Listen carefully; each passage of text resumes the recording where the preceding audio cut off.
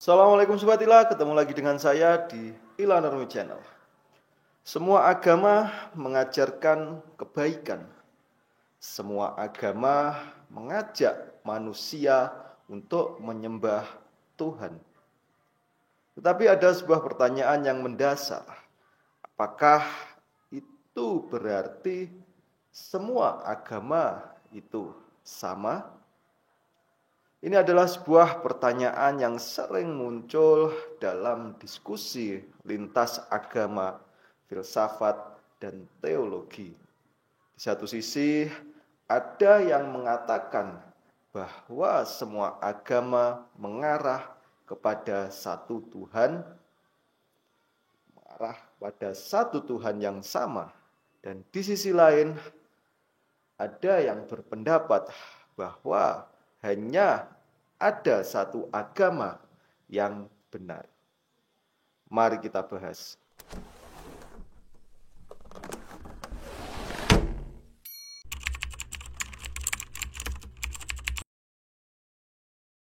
Mari kita awali dengan pendekatan filosofis.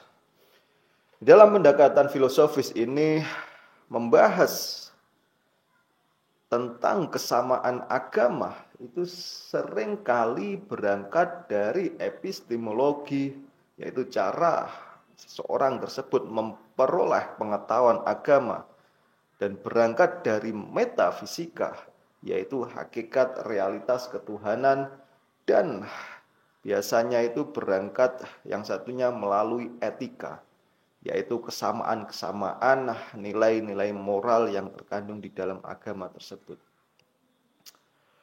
Ada beberapa sudut pandang utama dalam melihat hubungan antar agama melalui filsafat ini.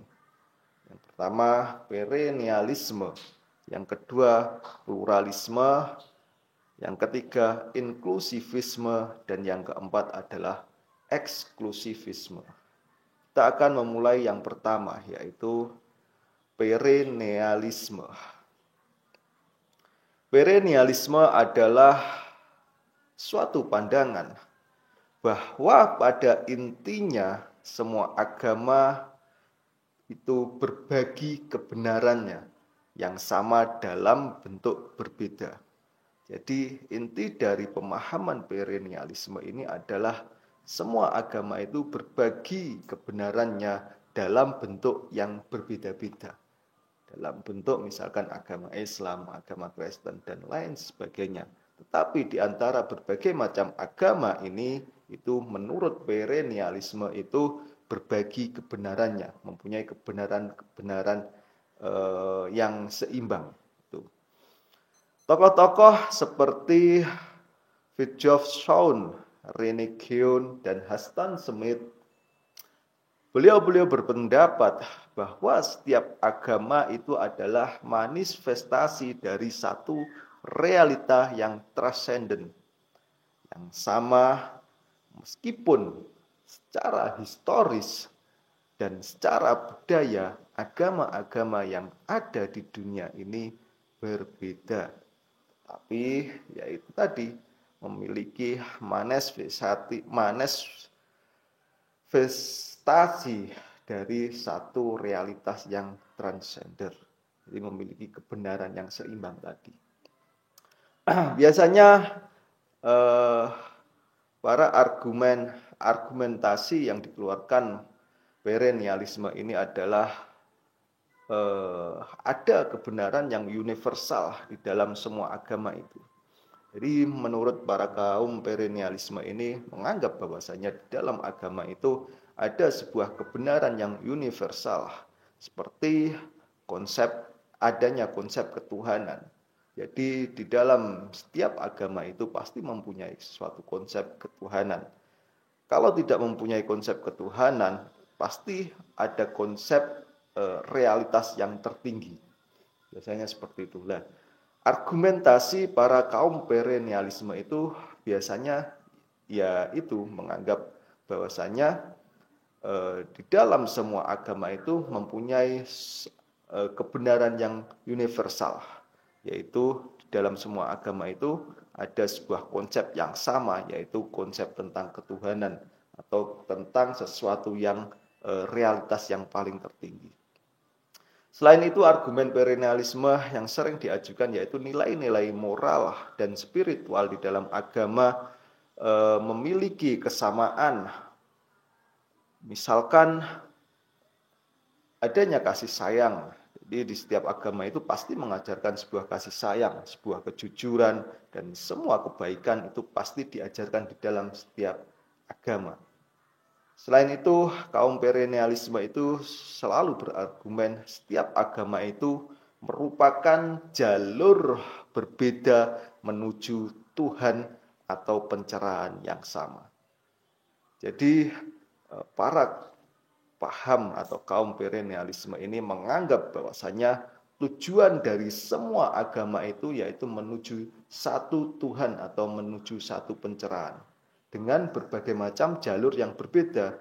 Dan maksudnya agama itu adalah jalur-jalur yang berbeda untuk mencapai satu tujuan yang sama, yaitu Tuhan yang Maha Esa atau sebuah pencerahan. Namun dari kaum perennialisme ini juga ada sebuah kritik yang datang dari kalangan pluralis dan eksklusivisme yang menilai bahwa perbedaan doktrinal tidak bisa disederhanakan menjadi satu inti yang universal. Jadi kaum perennialisme ini mendapat sebuah kritikan dari kalangan pluralis dan kalangan eksklusivisme, yang dimana menurut kaum pluralisme ini dan kaum eksklusivisme ini, sebuah doktrin di dalam agama itu tidak bisa disederhanakan menjadi satu inti universal karena sifatnya dogmatis, dan setiap agama itu menurut kaum pluralisme dan eksklusivisme itu mempunyai doktrin-doktrin yang berbeda-beda sehingga tidak bisa disamakan atau disederhanakan menjadi satu yang universal. Selanjutnya kita akan masuk perspektif orang-orang yang berpaham pluralisme dan eksklusivisme yang bertentangan dengan perennialisme tadi. Di dalam pluralisme, misalkan ada seorang tokoh yang bernama John Hicks. Beliau berpendapat bahwa semua agama itu adalah jalur yang sah menuju Tuhan atau realitas yang tertinggi. Agama-agama ini memiliki sudut pandang yang berbeda-beda, tetapi sama-sama valid, sama-sama membawa kebenaran. Misalkan konsep Tuhan di dalam setiap agama adalah interpretasi budaya dari suatu realitas yang sama. Nah, maksudnya kaum pluralisme ini yaitu agama itu adalah jalur yang sah menuju Tuhan atau realitas tertinggi. Itu menurut paham pluralisme. Tetapi konsep ketuhanan yang diusung oleh agama-agama yang ada di dunia ini itu adalah suatu interpretasi dari budaya atau dari satu realitas yang sama. Jadi maksudnya agama itu adalah menuju satu Tuhan atau menuju sesuatu realitas yang lebih tinggi. Tetapi agama ini mempunyai atau memiliki sudut pandang yang berbeda-beda untuk mencapai ketuhanan tadi. Sudut pandang yang berbeda-beda, tetapi menurut kaum pluralisme ini, walaupun sudut pandang dalam mencapai Tuhan, dalam memandang Tuhan itu berbeda-beda, tapi sudut pandangnya agama-agama itu membawa sebuah kebenaran yang valid. Jadi semua agama benar untuk menuju Tuhan yang sama. Nah, untuk menuju Tuhan yang sama, kaum pluralisme ini itu memiliki berbagai macam sudut pandang agama-agama yang berbeda tadi. Selanjutnya, masuk terhadap perspektif eksklusivisme. Misalkan ada seorang tokoh Kalbat, dan di dalam perspektif eksklusivisme ini sering dianut berbagai macam agama samawi. Misalkan ya itu tadi di dalam Kristen misalkan. Dalam Kristen itu mereka itu percaya bahwasanya Yesus itu sebagai jalan satu-satunya untuk menuju keselamatan. Begitu juga dengan di dalam agama Islam. Seorang Muslim juga berkeyakinan bahwasanya kebenaran hanya ada di dalam Islam dengan konsep yaitu yang tertera di dalam surat Ali Imran ayat 19, inna dinna innallahi Islam. Jadi eksklusivisme ini itu lebih berpaham atau mempercayai bahwasanya menurut kebenaran tentang agama itu adalah sesuatu yang tidak bisa diganggu gugat kebenarannya menurut pemahamannya masing-masing. Misalkan Kristen itu memahami bahwasanya untuk menuju keselamatan itu ya harus melalui jalan Kristen. Begitu juga sebaliknya dengan Islam, untuk menuju keselamatan itu hanya bisa dicapai dengan ajaran Islam, yaitu konsep eksklusivisme. Selain itu ada juga perspektif inklusivisme. Misalkan ada contoh Karl Rahner yang menyatakan bahwa agama itu adalah agama lain. Jadi agama yang tidak mereka yakini itu memiliki unsur kebenaran. Tetapi satu agama itu memiliki kebenaran yang lebih penuh. Jadi antitesis dari eksklusivisme, yang dimana eksklusivisme tadi menganggap bahwasanya untuk menuju keselamatan, sumber kebenaran itu adalah bersumber dari satu agama. Misalkan Islam ya dari Islam, Kristen ya dari Kristen, dan lain sebagainya. Tetapi inklusivisme ini memandang bahwasanya di dalam agama yang dianut orang lain itu juga mempunyai unsur kebenaran, tetapi kebenarannya itu tidak penuh, tidak sesempurna dengan agama yang mereka yakini. Ada contoh agama di dalam agama Katolik, yaitu ada konsep anonimus Kristian, yang dimana orang yang bisa mendapatkan keselamatan itu meskipun bukan dari Kristen, itu ada di dalam contoh konsep inklusivisme di dalam agama Katolik.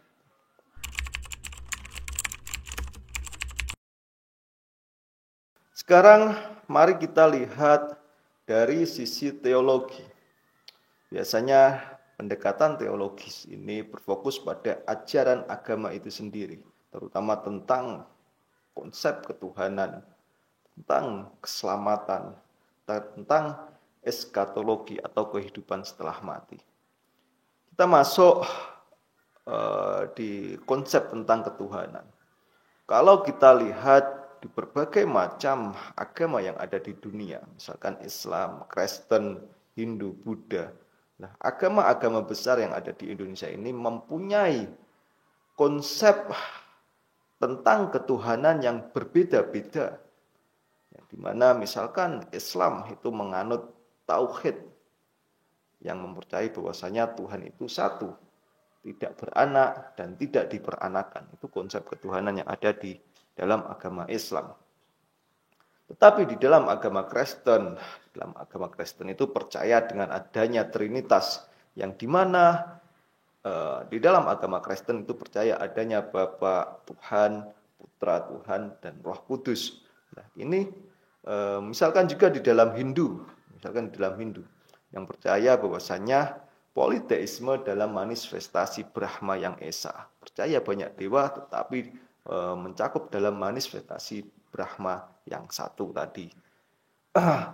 Begitu juga di dalam agama Buddha, misalkan di dalam agama Buddha itu sebetulnya tidak ada konsep Tuhan secara personal, tetapi ada yang namanya nirvana sebagai realitas tertinggi yang dimana itu dipercaya sebagai Tuhan.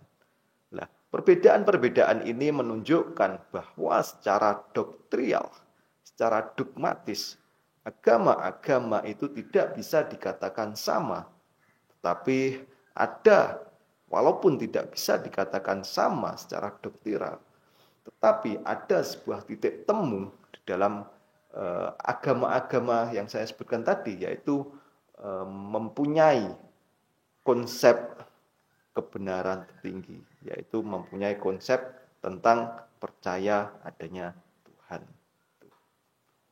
Selanjutnya kita masuk di dalam konsep keselamatan yang ditawarkan oleh agama-agama ini. Misalkan kalau di dalam agama Islam, kalau di dalam agama Islam keselamatan itu ya harus digapai dengan iman dan amal soleh.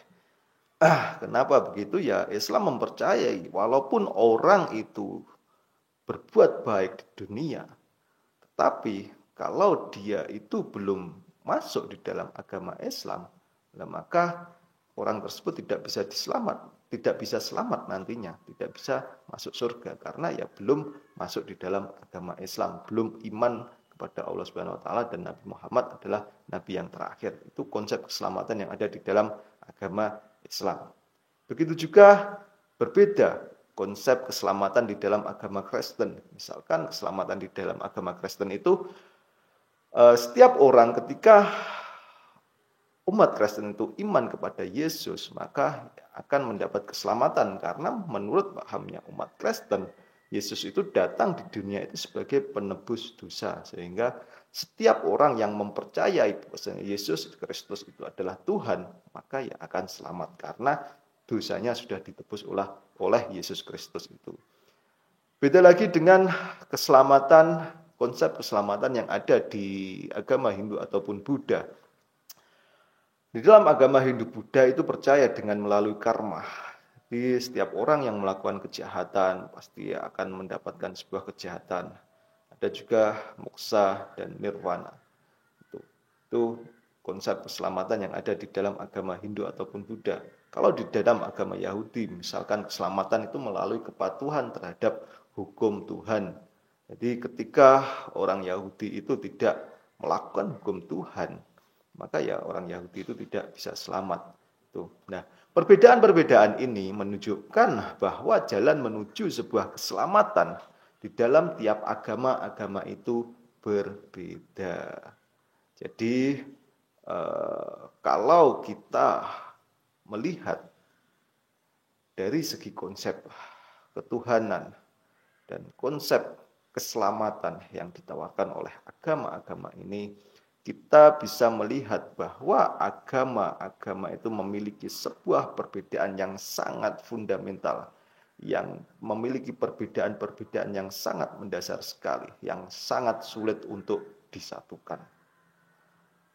Tapi tunggu dulu, walaupun secara doktrinal, secara konsep ketuhanan, secara konsep keselamatan agama itu berbeda-beda, tapi di sisi lain agama juga seringkali memiliki sebuah kesamaan dalam aspek moral, aspek nilai-nilai moral yang ditawarkan di dalam mengatur kehidupan sesama manusia.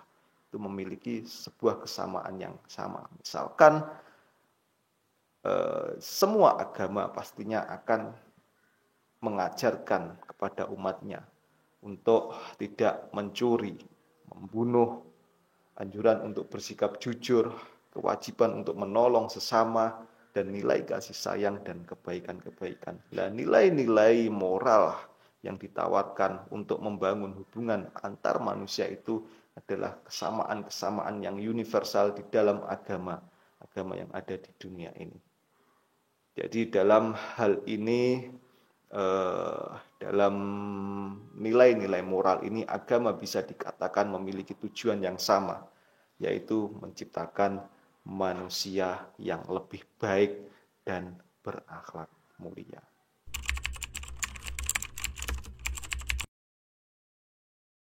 Oke Sobat Ilah, jadi ada sebuah 3 kesimpulan dari penjelasan di atas tadi. Yang pertama yaitu agama-agama ini memiliki kesamaan dalam aspek moral dan etika. Yang kedua kesimpulannya yaitu agama-agama ini sangat berbeda sekali dalam konsep ketuhanan, keselamatan, dan jalan menuju realitas tertinggi. Kesimpulan yang ketiga yaitu kesamaan agama lebih kepada tujuan spiritual dan kebaikan moral, bukan kesamaan doktrinal. Jadi Sobat Ilah, apakah semua agama itu sama? Ya, jawabannya tergantung dari mana sudut pandang yang kita gunakan dalam melihat kesamaan agama ini. Jika dari sisi etika dan tujuan spiritual ada kesamaan. Namun kalau kita lihat dari sisi doktrin dan teologi, pasti ada perbedaan yang mendasar yang sulit disamakan. Oke Sobat Ilah, kira-kira bagaimana menurut kalian semua? Apakah semua agama itu sama atau semua agama itu berbeda? Berikan pendapat kalian di dalam kolom komentar. Oke Sobat Ilah, terima kasih sudah menyimak. Demikian dari saya. Assalamualaikum warahmatullahi wabarakatuh.